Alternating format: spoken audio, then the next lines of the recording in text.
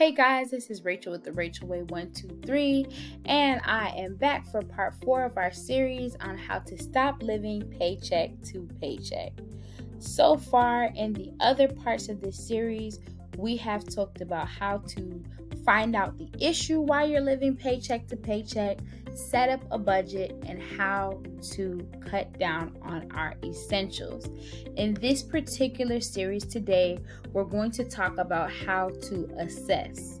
And basically in this situation, we're assessing because in the previous sessions, we've already made a lot of goals, we've made a lot of changes, we've looked through a lot of things. We should have a budget plan in place now.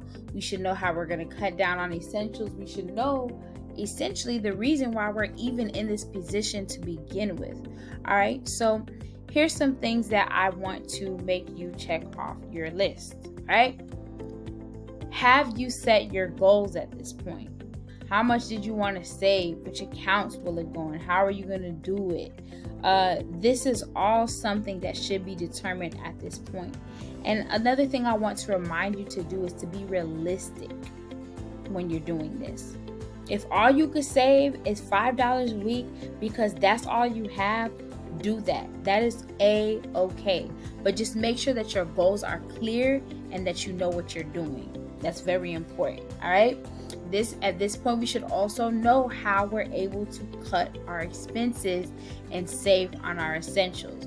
We should have brainstorm and check different strategies and tips and research different programs that we can use to cut our expenses.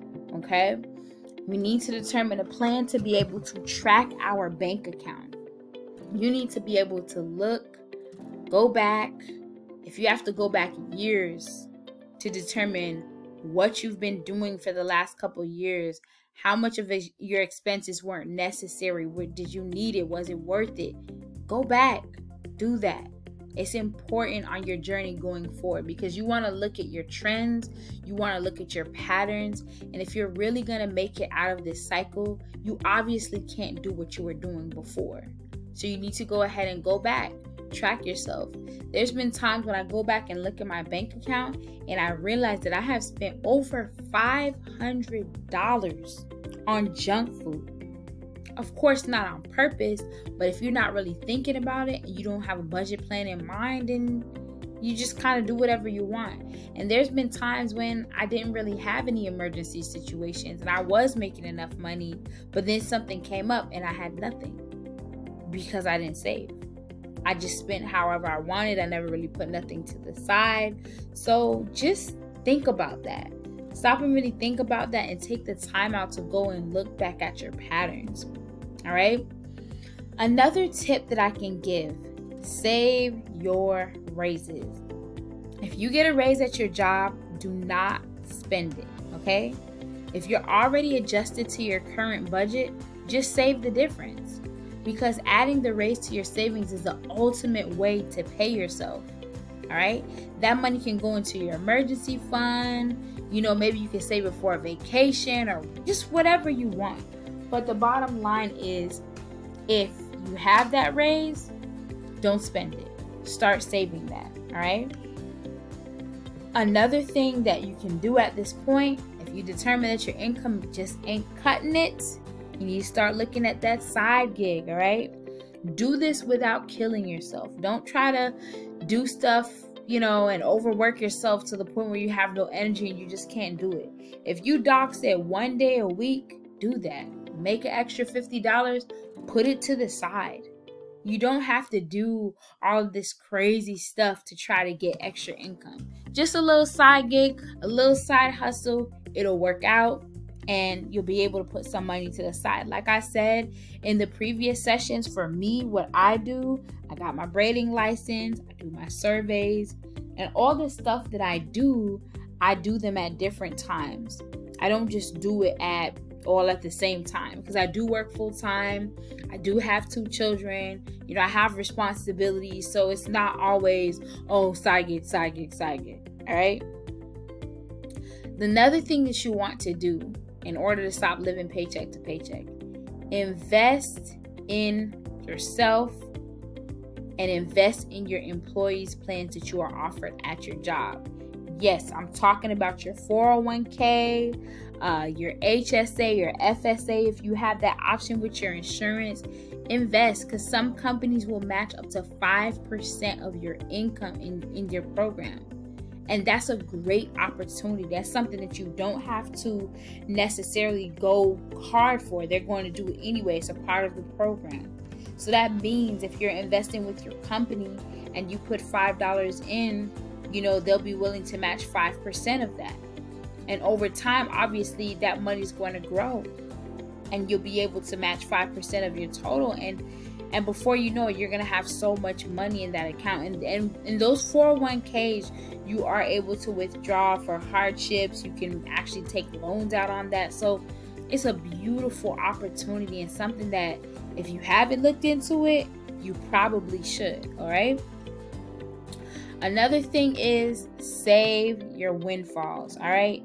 This is so important. Did you just win a bingo game or, something fun like that? Did somebody give you a birthday gift?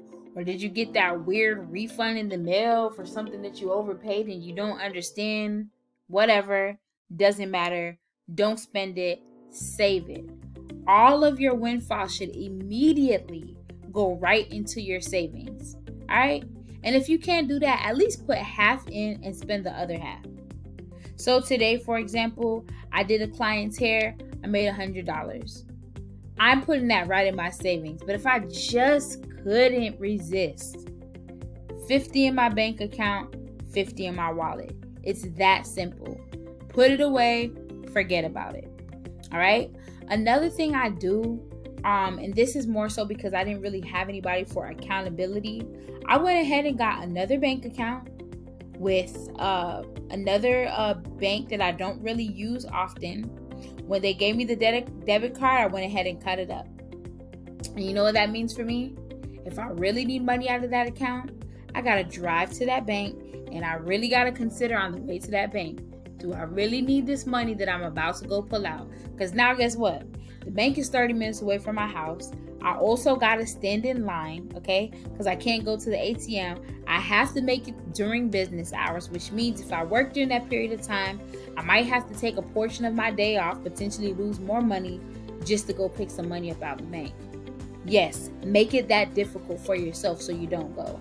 But if you really don't have anyone for accountability, get another bank, create a savings plan or a checking, whatever you want to do, and keep your savings there. All right?